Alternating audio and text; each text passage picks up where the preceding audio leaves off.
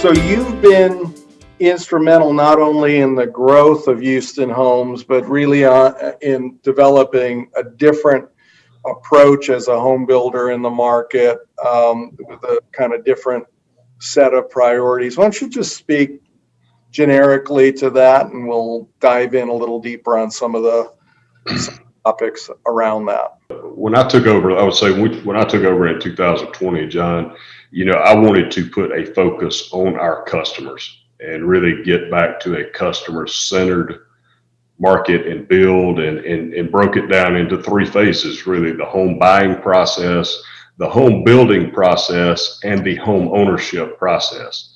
And I wanted to attack all three of those areas with the same passion that we had attacked the home buying process. We'd spent a tremendous amount of money on our sales team. Spent a lot of time training, coaching, teaching on our sales team, and it paid off well for us. And that was the catalyst for our growth and the confidence to go out and acquire more land and build more houses. The sales team drove the growth, but I really wanted to put an emphasis back on, again, I wanted the home building process and the home ownership process, which is too often forgotten. I think in our industry, I wanted to put an equal amount of energy into those two things, knowing that that would drive growth even farther.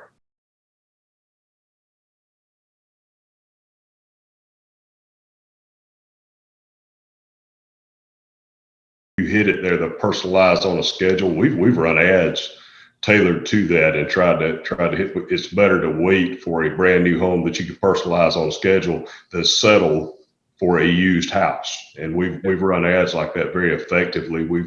Our design team here, we've trained them when people come in to try to know what's on the cutting edge, but also what our subcontractors, our vendors, we can do as a company and do well.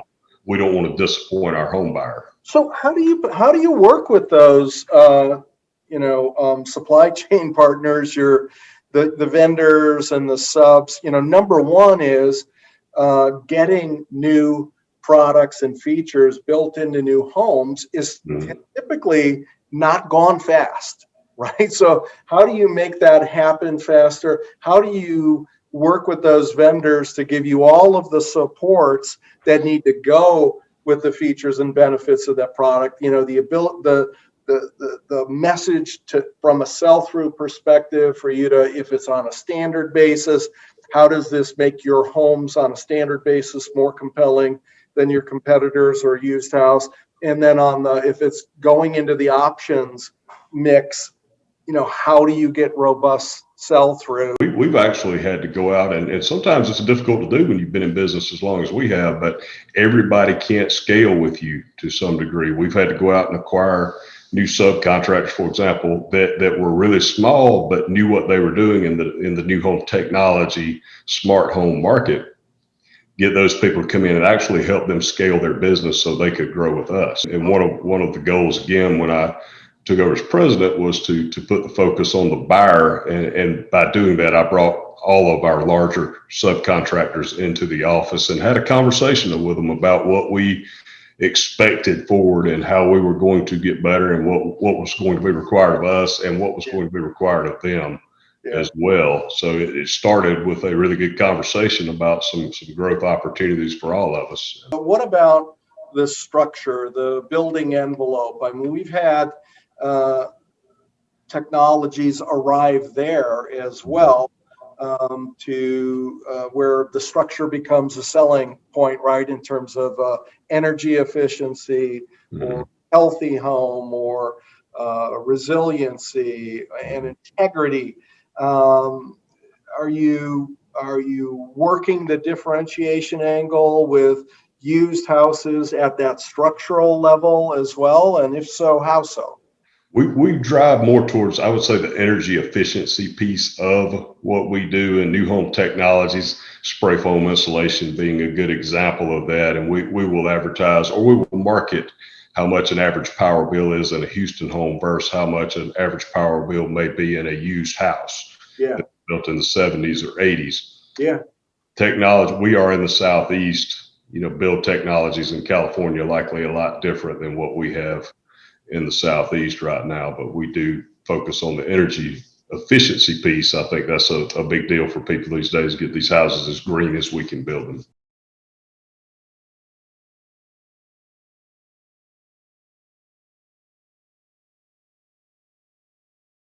Because we have the marketing company, we have 3 people working every day to drive our brand and to try to get us in front of more eyeballs. And we do all the traditional things that everyone does, and social media is a huge piece these days. If you want to get in front of the eyeballs quickly, I don't think there's a better way to do it than Facebook and Instagram. Everybody is, on their phones all day, scrolling.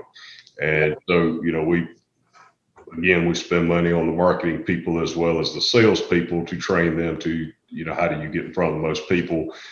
We spend an equal amount of time to make sure the verbiage that we want as a company, the things that we want to represent us well are, represented in every ad we run. Because we don't have a lot of inventory, we'll make sure before a house closes, we'll go do a virtual tour, shoot a video of the home, do drone videos, things to make our houses, pop.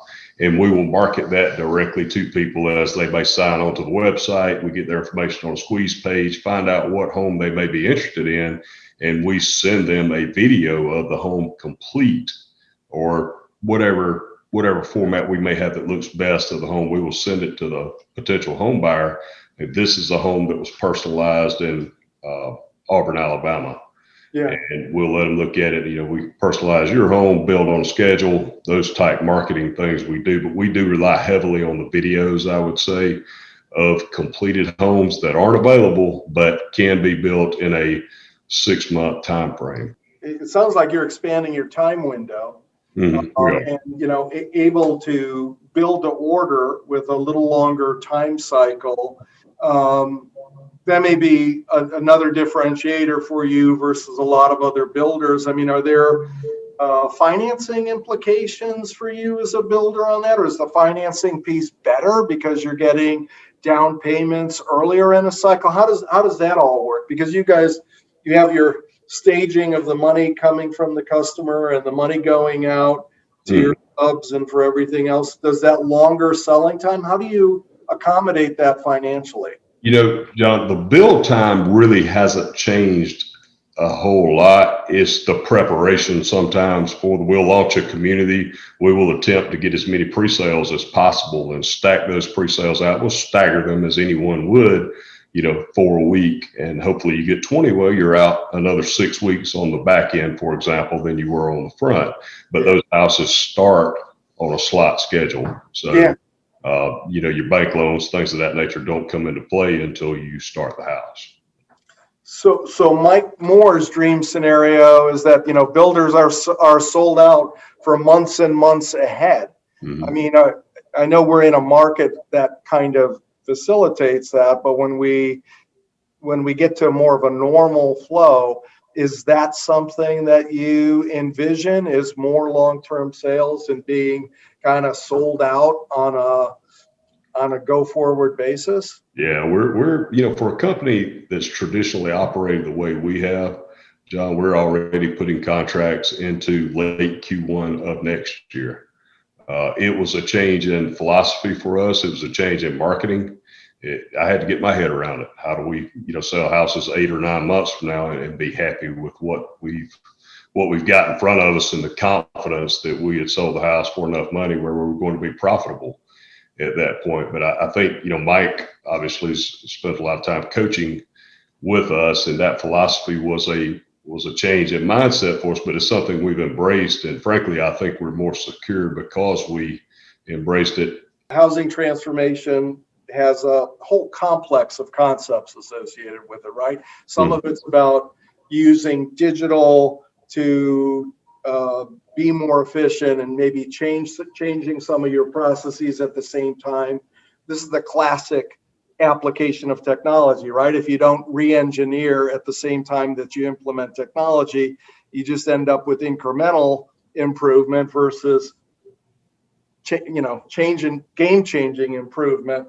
Basically, what we're trying to affect is a change in market share for home builders versus particularly used houses. The used houses are 66% of the market. It's a $3.4 trillion U.S. housing market. Rent, home improvement, and used houses all do better than home builders, despite builders being, I think, the best branded, best capitalized, and the most operationally proficient. So I just like to get your sense, and if you seem like a take no prisoners guy, Richie, but if you look at the market share thing, the obvious place to go hunting for share is with used houses. And what do you think our chances are of going from 9% of a $3.4 trillion market as an industry to 18 or 20%? Is it there? Is the opportunity there to beat